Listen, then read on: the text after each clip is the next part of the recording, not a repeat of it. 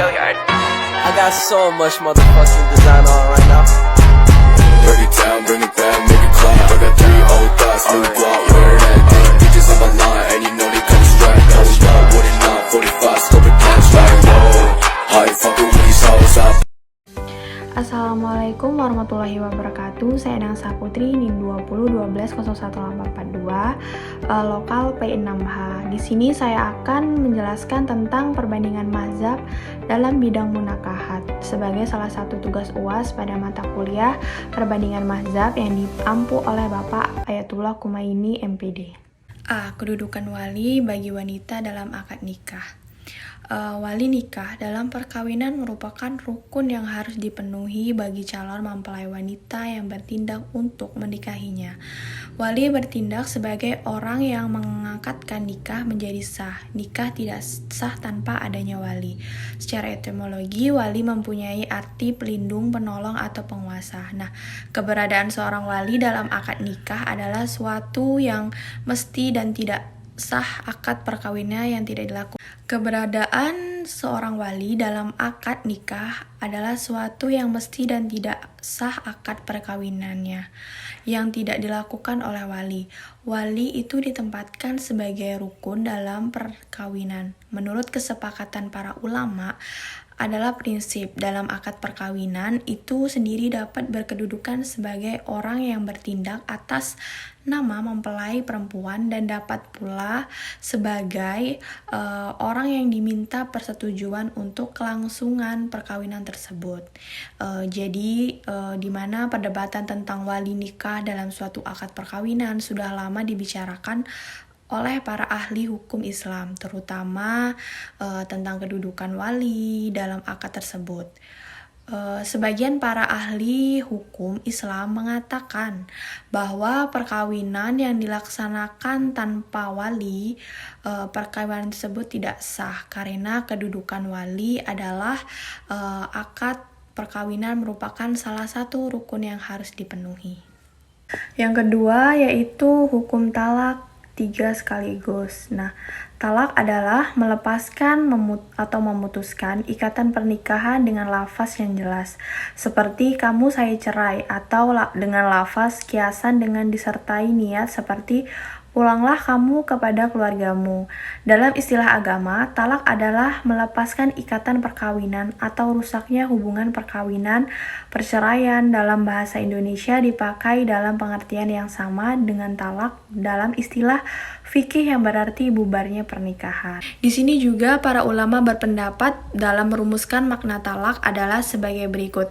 Nah, yang pertama yaitu menurut mazhab Hambali dan Hanafi, talak ialah melepaskan ikatan perkawinan secara langsung yang akan datang dengan lafal yang khusus. Nah, sedangkan yang kedua yaitu menurut mazhab Syafi'i, talak ialah melepaskan akad nikah dengan lafal talak atau yang semakna dengan itu. Nah, kemudian yang ketiga menurut mazhab Maliki, talak ialah suatu sifat hukum yang menyebabkan gugurnya kehalalan hubungan suami istri. Yang keempat menurut Zazira yang mendefinisikan talak adalah menghilangkan ikatan perkawinan atau mengurangi kata-kata tertentu. Nah, di sini yang pertama yaitu pendapat ulama tentang talak 3 sekaligus.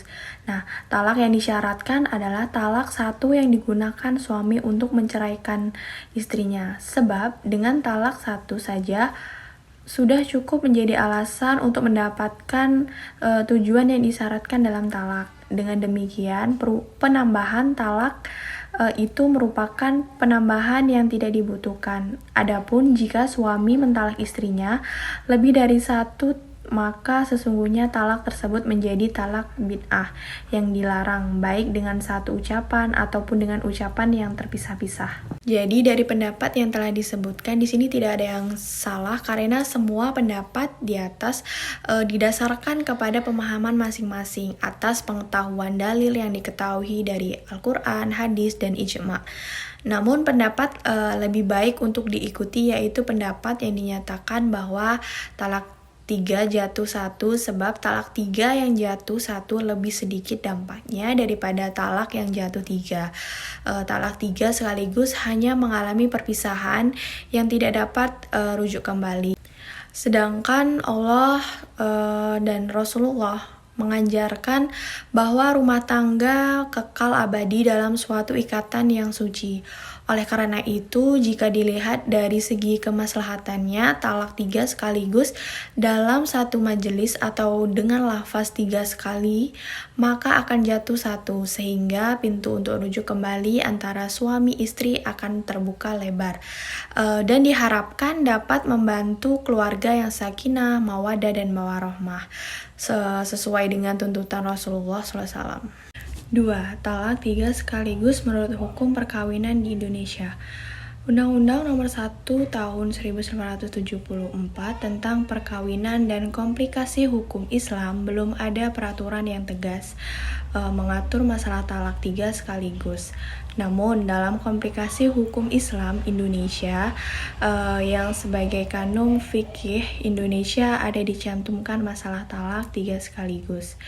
Tetapi Undang-Undang Indonesia mengatur semaksimal mungkin bahwa perceraian itu harus dipersulit dan ikrarnya di depan sidang pengadilan, serta dengan alasan-alasan agar perceraian yang terjadi di masyarakat dapat diatasi dan dapat mengurangi angka perceraian yang terjadi, serta dapat mewujudkan keluarga yang dicita-citakan.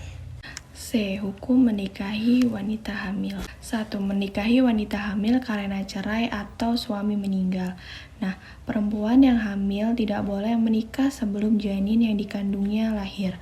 Alasan keharaman nikah hamil itu demi menghormati sperma suaminya yang suci karena telah menikahinya. 2. Menikahi wanita hamil karena zina. Menikahi wanita hamil karena cerai atau suami meninggal yaitu harus menunggu sampai lepas masa iddah selesai. Masa iddahnya itu sendiri sampai anak dalam kandungannya lahir. Hukum menikahi wanita hamil yaitu sebab zina yaitu terjadi perbedaan pendapat di antara para ulama yang mengatakan boleh dan ada pula yang mengatakan tidak boleh. Namun, pada surat An-Nur ayat 3 sudah dijelaskan bahwa wanita pezina harus menikah dengan laki-laki pezina dan hukumnya haram jika seorang mukmin menikahi laki-laki pezina tersebut.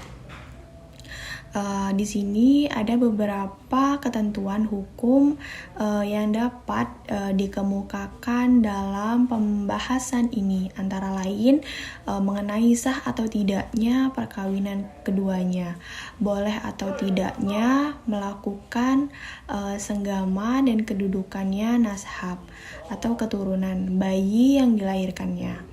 Nah, lebih jelasnya, menurut pendapat para ulama tentang masalah ini adalah sebagai berikut. Yang pertama, menurut Imam Syafi'i, Imam Hanafi, Imam Maliki, dan Imam Hambali, yaitu membolehkan menikah dengan perempuan yang sedang hamil karena zina, asalkan yang menikahinya adalah lelaki yang menghamilinya, sebab hamil yang semacam ini tidak menyebabkan haramnya dinikahi. Baik, mungkin hanya itu saja yang dapat saya sampaikan. Apabila ada salah kata ataupun ucapan, saya mohon maaf. Wabillahi taufiq wal hidayah. Wassalamualaikum warahmatullahi wabarakatuh.